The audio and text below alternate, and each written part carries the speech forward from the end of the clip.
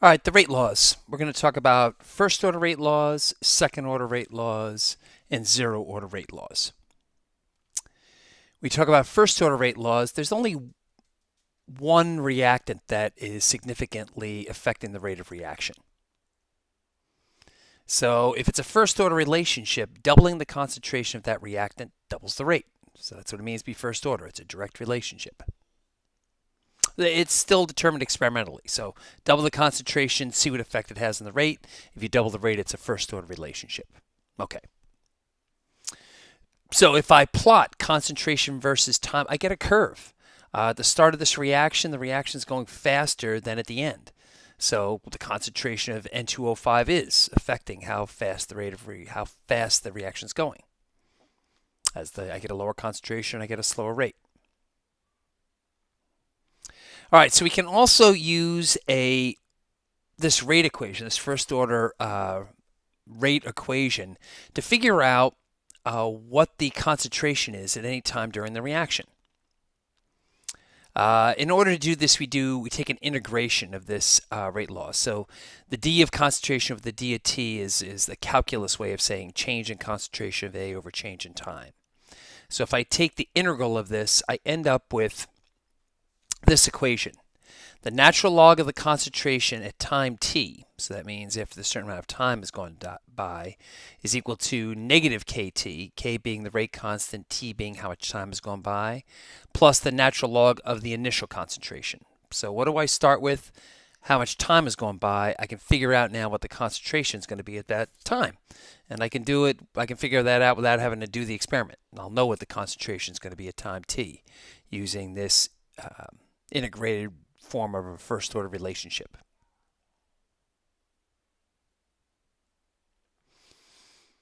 Integrated form of a rate law allows us to calculate the concentration at any time after the reaction started. So this is what it gives you.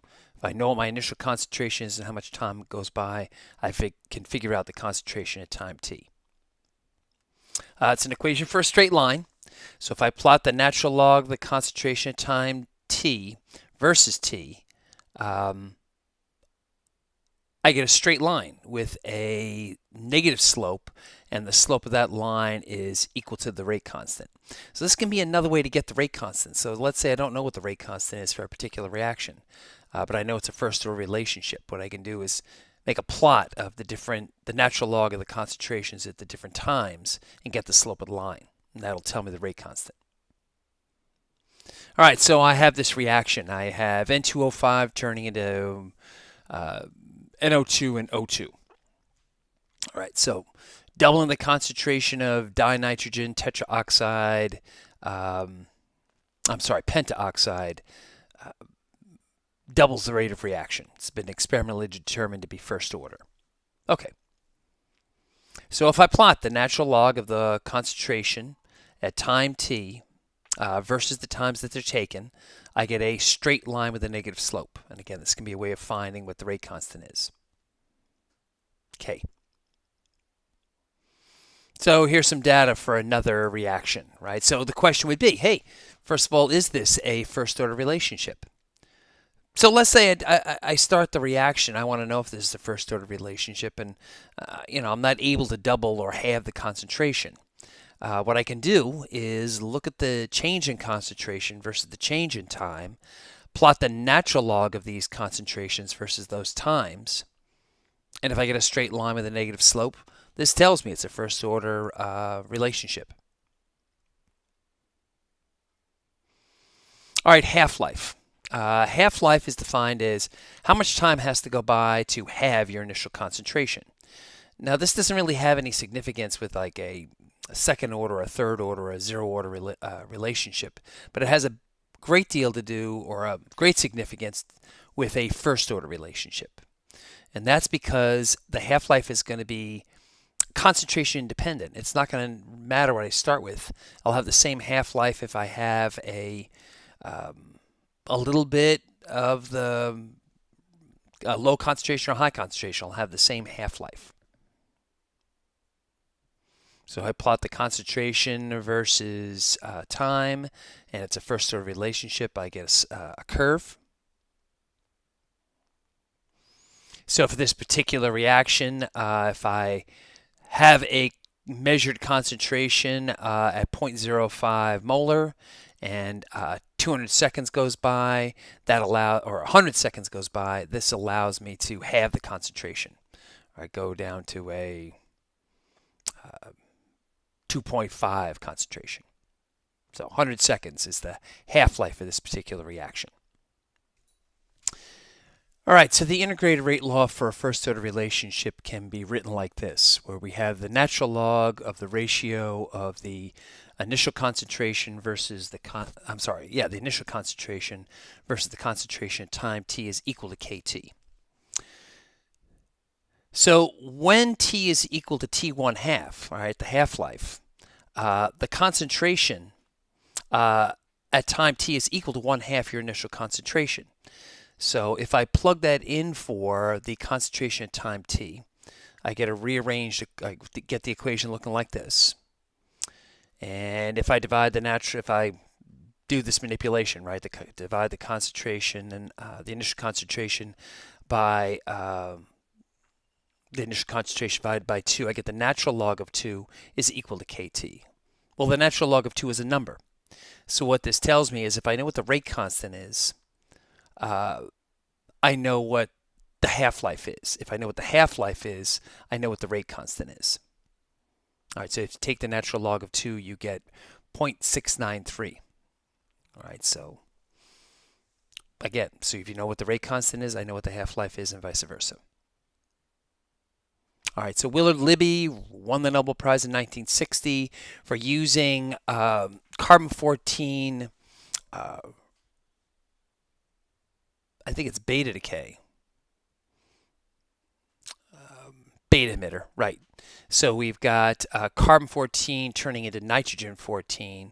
And what we're able to do is, since he measured the half-life for carbon-14, we were able to figure out how to date things. This is how you figure out how old something is within a 50,000 year span. So half-life of 5,730 years. Depending on how many half-lives have gone by in a living thing, you can figure out how old it is. All right, so this has changed. One time it used to be 30,000 years when I wrote this slide, but it's changed now. You know, we've gotten better detection in terms of very low concentration of carbon-14. So carbon-14 is a beta emitter. This means that a neutron changes into a proton in the carbon-14 isotope by emitting a negative particle. So a neutron turns itself into a proton to stabilize this nucleus. So the important thing is when you're born, you have a certain amount of carbon-14. And as time goes on, that carbon-14 degrades into nitrogen-14. So depending on how much carbon-14 you have left, we can figure out how old you are. All right, so this would be an example of using half-life for carbon-14 for dating something. So a live tree has a concentration of 0.26 disintegrations per second per gram, whereas you dig up a piece of wood in an archaeological site that has a disintegration or a concentration of 0.186 disintegrations per second per gram. All right, so how old is the sample? So we have an initial concentration, we have a concentration at time t. What we use the half-life for is getting the rate constant for the rate of decay of carbon-14. So if I plug that into this expression, I get the K value. So the K value is 1.21 times 10 to the minus 4 per years. If I plug this into the integrated rate law with the initial concentration and the concentration at time t, I can solve for t. I can figure out how much time's gone by. So this piece of wood is 2,770 years old.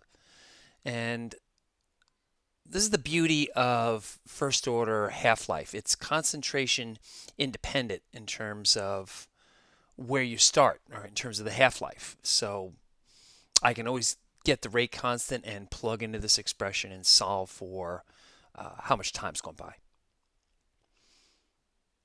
Carbon-14 isn't the only radioactive isotope that has a useful half-life. We use different ones for different amounts of time. So for example, if you're going to date something really old, you can't use carbon-14. You'd have to use potassium-40 or uranium-238. All right, so their half-lives are huge. All right, so how many half-lives have gone by? You can measure something back into the dinosaur age. All right, with potassium-40, or actually no, I guess with potassium-40, and with uranium-238, you could date the age of the Earth. All right, with second-order kinetics, if you double the concentration of the reactant, you don't double the rate of reaction; you quadruple it. And if you had 3 times the concentration of the reactant, you wouldn't go 3 times faster, you'd go 9 times faster. So it's an exponential relationship, a squared relationship. So this is what second order kinetics means. Doubling the concentration, quadruple the rate of reaction. So you get a steeper curve. When you plot the concentration versus time, an increase in or a decrease in concentration has having a much greater effect. So as far as curves go, first order versus second order, a second order curve is a sharper curve, more dramatic. All right, if I integrate a second order rate law, I end up with this as an answer.